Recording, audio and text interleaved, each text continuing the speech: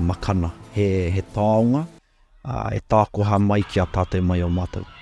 Tupuna.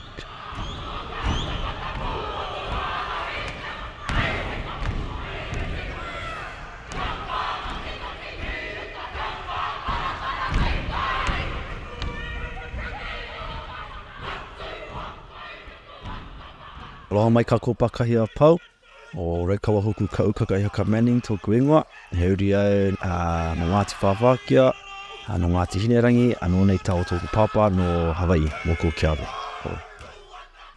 O wailake ia o Kamali'i, o te awa Kamali'i te ihi ngārangi Asajiro Manning, ko uinoa, I hānau mai au, I ka mokupuni o Hawai'i, I ka au hema o kona, I ke ala ke kua.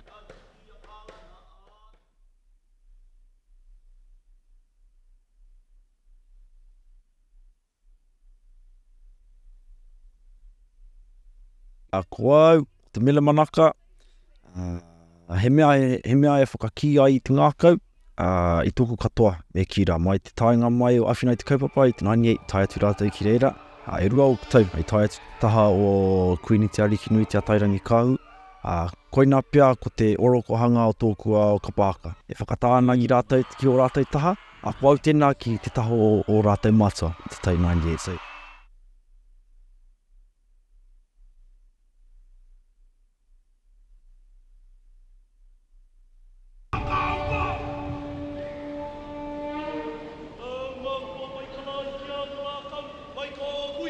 Definitely both at the same level, you know, where you perform at the Merrie Monarch and that's like the elite level. But both hula and haka, you give a certain amount of energy.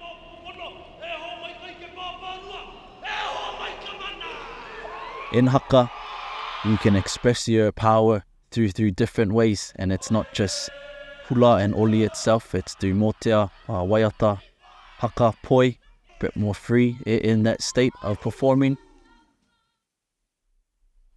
Hauoli kana au, kui mua o nā ohana elua, ka ohana o aotearoa nei, me ka ohana o Hawai'i, o ia nā hana o a ka kukupuna, e hula, e haka, me kou na au, me kou leo, me ke la ano āhuatanga me ki. Ai, tino miharo te ngākau, very, hauoli loa.